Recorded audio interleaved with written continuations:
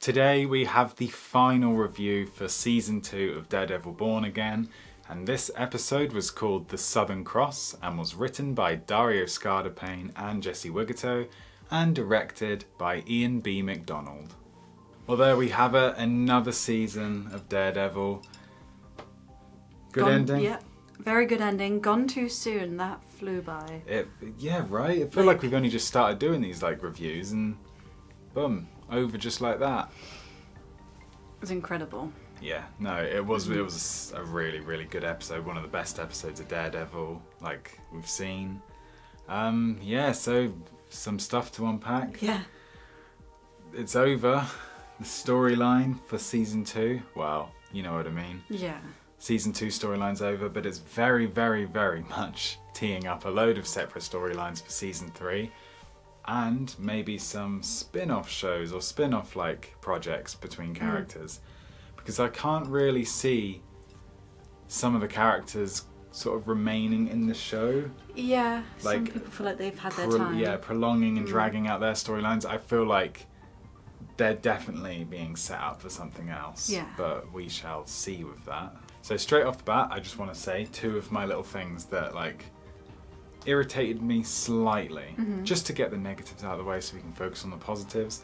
And number one is not enough Bullseye. Yep. It felt like we had a lot of it, it felt like we were going to get a lot of him, we're going to get even more to his character, and then they kind of just sprinkled in a little bit throughout the second part of the season. And I was just I think we were just kind of wanting a little bit more with his character. He's such an interesting character. I feel like he deserved that much, but there's so much going on. I can understand why. Exactly, there was obviously a lot going on. But one thing that kind of counters that, what I just sort of referencing what I was saying at the start, it kind of looks like they might be setting something up with his character. I don't know whether it's something for Season 3 of Daredevil. You will have to inform us. Information on Luke Cage. We have not seen Luke Cage. So we don't really know where he's just come back from. But by the way that it looked in the show, Dex is going off with Matthew Lillard's character off somewhere. It looks like he's replacing Luke Cage with whatever he was doing. So we need to figure out where he was, what Luke Cage was doing, because we have no idea what's happening with Dex.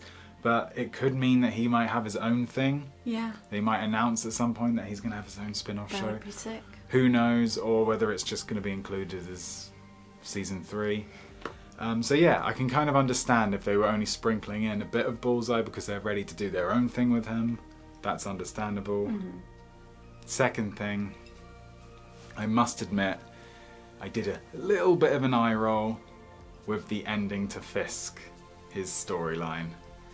Simply because, I've said it before, there's only so much you can do with his character when he's like this. They've put him in prison twice already, and he got out both times, and we've had the constant moral conflict of whether, Matt should kill him or not, and I understand his reasoning and everything, but there's just gotta be something else you can do with him. He has just done one of the most brutal, diabolical things we'd ever seen in Daredevil. Yeah. With that hallway scene, he was literally murdering. I'm sorry, but he was killing those people, and there were children. They all looked like children that were rushing to that door, and he's just done this. He was he is pure evil in this moment, and I think it's just the fact that Matt saves him once again, stops him from dying, and then it's here's a deal, go into exile, and I'll be leaving too. I don't know, it kind of rubbed me the wrong way a little bit, and you too, because you brought up the fact that he's just chilling on a beach somewhere now. Yeah, he's living it up better than Daredevil, and I'm not being funny, Matt didn't kill anyone. Yeah, exactly, and we understand fully that obviously Fisk's mind's going to be a prison of its own, especially with the loss of Vanessa, so he's not exactly going to be living it up happily ever after there. But it just kind of feels like one of those things that we don't really want to get rid of his character, so we're kind of just pushing him off into exile for a bit. Where he can just become Kingpin again. Yeah, and then just, you know, await his return. He's a fantastic villain. Yes. Vincent D'Onofrio is an incredible actor and plays the character so well, so I don't want to see the end of him playing this character. But there's only so much you can do with the dynamic of like head to head, otherwise it's going to start to lose its like anticipation, it's like tension between these two characters, because we just keep having them meet and then ending the exact same way every time. But yeah, I understand Matt has his reasonings for not wanting him dead, but I feel like there's some sort of maximum security prison you can send him. I don't know. Like in Civil War, we were like saying in about. Civil War, yeah. I don't know, it just kind of irritates me when they keep just sort of sending him away, because we've done that so many times with his character and he always comes back, so it's like... But yeah, that's the only negatives to this episode, and they're not even really negatives, they're just slight irritations which other people might not share, but we thought we'd share our opinions. The fucking courtroom scenes. The courtroom scenes. Now those were some good scenes. Always loved the courtroom scenes, always loved Matt being Matt as a lawyer in those courtroom scenes, and yeah, it was kind of like turned up to 11 in this one. It was crazy. I loved every single second of it. It's so tense. I think Fisk thought he was going to get the upper hand, like choosing to be one of the witnesses, but they had a plan. And they stuck to their plan. It was rile everyone up. Fisk and all the people watching. Get them ready, get them heated. And then yeah, we had the big reveal. When it kind of was looking like it was leading into that direction, Poppy and me just looked at each other and just like, are they going to do that right now? Are they going to like... It felt like they would, but I didn't think they would, you know? I remember saying to you actually a few episodes back, I'll imagine if the season ends with like them revealing Daredevil's identity so that he can kind of like fit into other MCU projects now without like the difficulty with the double life and stuff. So Maybe. we did. He revealed it. I loved the bit where like someone's like, you want us to believe Daredevil is a blind lawyer, and then he just throws. Such a cool moment, really, like an iconic moment in all of Daredevil history now, that courtroom scene. God. I think it was like scary too when Fisk loses his control in that scene and he starts like getting angry. And he's like, he really is, we said it so many times, he really is just like a baby having a tantrum. And it's the scariest baby having the scariest tantrum.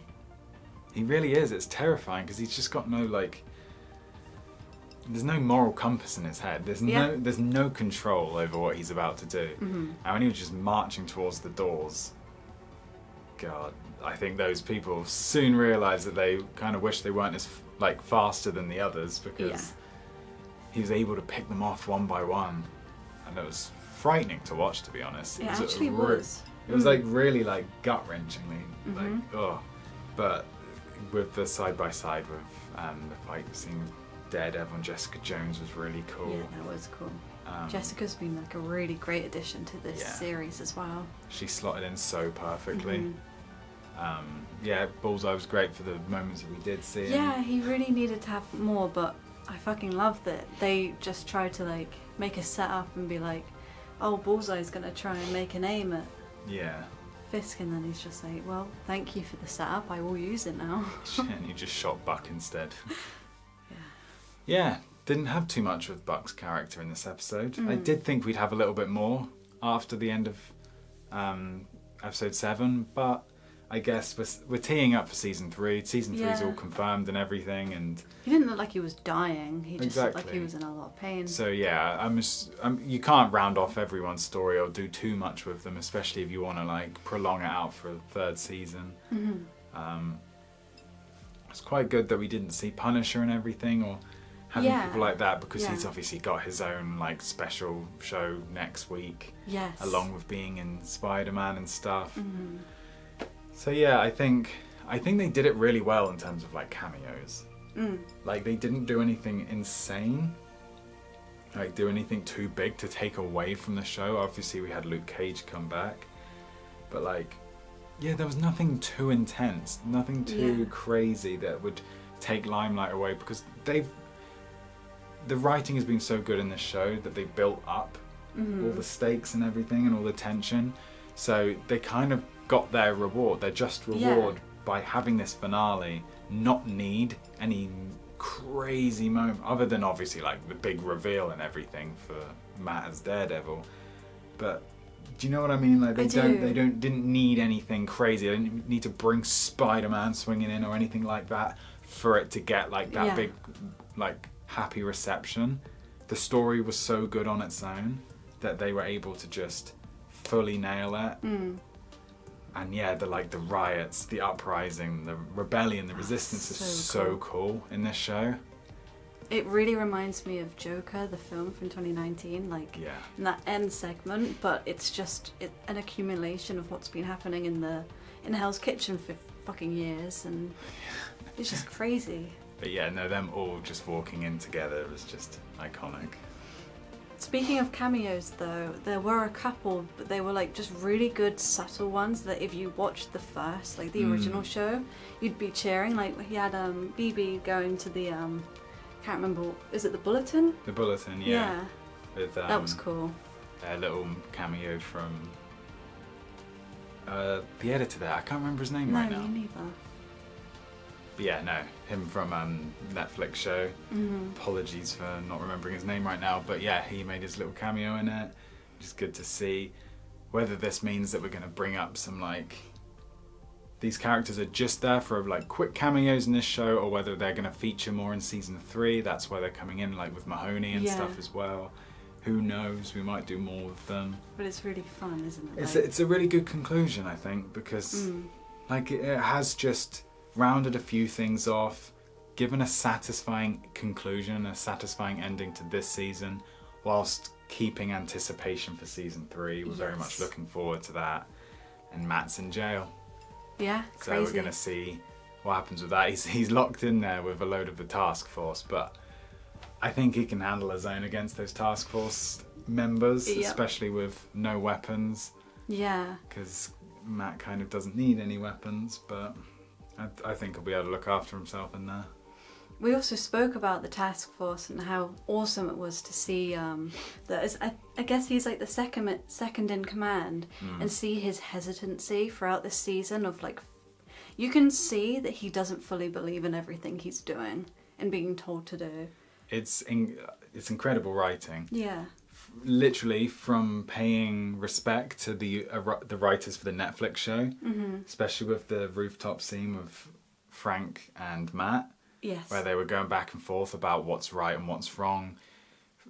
Frank justifying why he kills people, Daredevil gets like talking about second chances and forgiveness and redemption and stuff like that. Frank saying it's a waste of time, but having this moment is so crucial and perfect to Matt's like ideology around like why he doesn't want to kill people. Yeah. Because in that one moment, that like simple act showcased why Matt keeps people alive. Yeah. Even if they're scum, even if they're like the worst people around, the idea of allowing someone to have that redemption, have that moment to try and right their wrongs. Make peace with himself one last time. And in the end, obviously it doesn't forgive all the bad things he's done, but that moment of like, it's a crucial moment to help out the like resistance and stuff. So yeah, great full circle moment that like just showcases very, very good writing.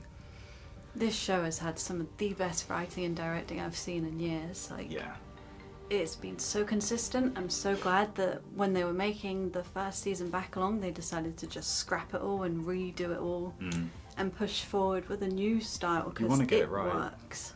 Yeah, exactly. Yeah, it really does work. It's been a phenomenal addition to like the MCU and stuff. So yeah, really glad they continued Daredevil after it got cancelled on Netflix. It's so cool that we're still getting new episodes and new seasons of it. So great to see Charlie Cox continuing to play him like incredibly well as well, and all the other actors back. It's just been a really, really nice season. It has. It's been so fun watching that every week. It's been really fun talking about it after each day as well. Yeah, because that's all this really is. Yeah. We call them reviews, but they're more just us having a little discussion about everything we've just watched. Yeah. Now we have to wait a year for the next season. Yeah. Well, I say that. The first season kind of flew. Like, it flew by that time in between. Yeah, no, so it I'm really hoping we'll have tons of new shows and films and stuff to watch, and before we know it, third season. Woohoo! Woo! So that was our final review for the last episode of Daredevil Born Again Season 2. Let us know what you thought of this episode. Did it hit the way you wanted it to? Did they leave anything out that you really wanted to see? Let us know in the comments. And thank you so much for watching. Thank you so much for supporting this channel.